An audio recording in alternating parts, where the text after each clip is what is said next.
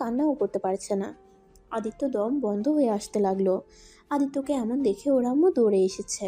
আদিত্য বুকে হাত বুলিয়ে দিতে দিতে বলল, আদিত্য, কি হয়েছে? এমন করছিস কেন? তোর কি কষ্ট হচ্ছে? এই আদিত্য, এমন করছিস কেন?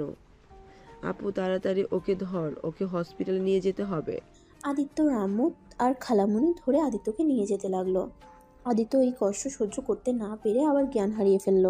রিয়া আদিত্যকে এমন দেখে ওর হাত থেকে খাবারের প্লেট পড়ে গেল। রিয়া দৌড়ে এসে আদিত্যকে ধরে বলল, খালামণি, আদিত্যর কি হলো?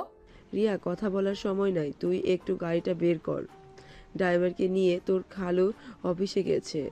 তুমি নিয়ে যাও, আমি আসছি। রিয়া পাগলের মতো করে ছুটে আদিত্যর আম্মুর থেকে গাড়ির চাবি নিয়ে আসলো। আদিত্যকে গাড়িতে বসিয়ে দিল। রিয়া ড্রাইভিং করতে লাগলো। আদিত্যকে তাড়াতাড়ি হসপিটালে নিয়ে গেল। আদিত্যকে হসপিটালে ভর্তি করে দিল। আদিত্যর আম্মু খালামণি রিয়া বাহিরে দাঁড়িয়ে পাইচারি করতে লাগলো।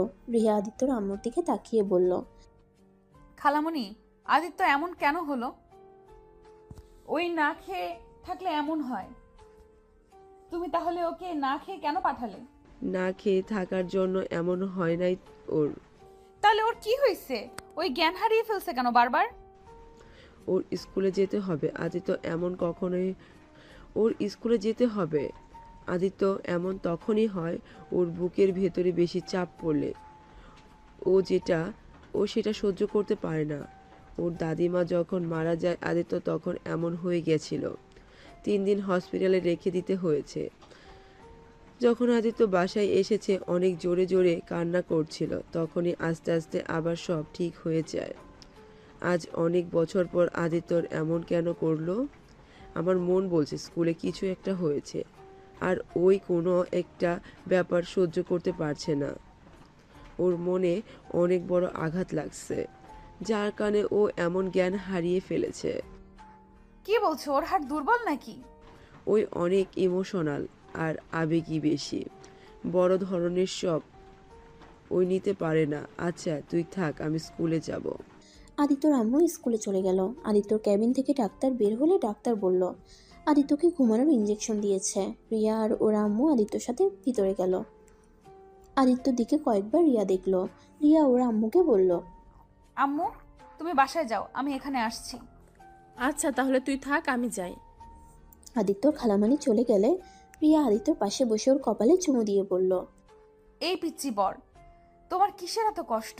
তুমি এই ছোট বয়সে কিসের কষ্ট বুকে জমিয়ে রাখছো? তুমি জানো না তুমি কষ্ট পেলে তোমার বউটা অনেক কষ্ট পায়? তোমার বউটাও যে তোমার হাসি খুশি মুখটাকে পছন্দ করে। তুমি মন মরা থাকলে তোমার বউয়েরও কষ্ট হয় খুব।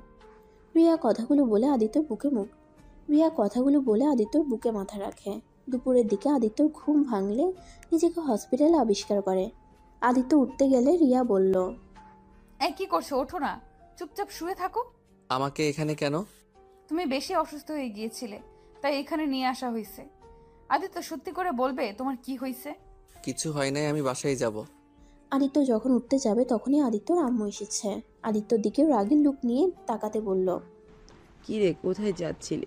আম্মু, আমি বাসায় যাব। বাসায় যাবি? তোকে এখানে রাখবো না। রিয়া, আদিত্যকে ধরে নিয়ে চল। আদিত্যর আম্মুর কথা শুনে রিয়া কিছুটা অবাক হয়ে গেল। এত কঠোর কণ্ঠে আদিত্যর সাথে কথা বলতে কখনো দেখেনি। রিয়া অবাক হয়ে বলল, কি হলো খালামণি? তুমি তো আগে কোনো দিন আদিত্যের সাথে এত কঠোরভাবে কথা বলো নাই। আম্মু, তুমি আমার উপরে রেগে আছো কেন? আগে বলি নাই, এখন বলতে পারবো না। এটা কোথাও লেখা আছে নাকি? রিয়া, কথা বলতে ভালো লাগছে না, ওকে নিয়ে চলে আয়। আমার খুব ক্লান্ত লাগছে শরীরটা। আদিত্যর আম্মু চলে গেল। রিয়া আদিত্যকে ধরে নিয়ে যেতে লাগলো। ওরা দুজন হাঁটতে লাগলো। রিয়া আদিত্যর দিকে তাকিয়ে বলল, আদিত্য, তোমাকে আমি অনেক বেশি চাপ দিয়ে ফেলছি। ওকে, আমি তোমার সব শর্ত তুলে ফেললাম। আমি বুঝতে পারছি রাইসের সাথে কথা বলতে পারছো না, আবার আমার সাথে এইভাবে জোর করে মিশতে হচ্ছে। এই জন্যই তুমি এসব সহ্য করতে না পেরে এমন অসুস্থ হয়ে গেছো। আর আমি তোমাকে ব্ল্যাকমেল করব না। তুমি আজকে থেকে স্বাধীনভাবে চলো। আমি তোমাকে ভালোবাসি, কিন্তু তোমার ক্ষতি হোক এটা আমি চাই না। নিজের স্বার্থের জন্য তোমার ক্ষতি আমি করতে পারবো না। রিয়া কথাগুলো বলতে বলতে চোখের পানি চলে আসলো। আদিত্য কিছু বলল না। আদিত্য রিয়ার সাথে হাঁটতে লাগলো। রিয়া নিজের চোখ মুছে সিঁড়ি দিয়ে নিচে নেমে আদিত্যকে পিছনের সিটে বসিয়ে দিল, সাথে আদিত্যর আম্মুও বসলো। রিয়া সামনে বসে ড্রাইভিং করতে লাগলো। আদিত্য ওর আম্মুর কাঁধে মাথা দিতে যাবে,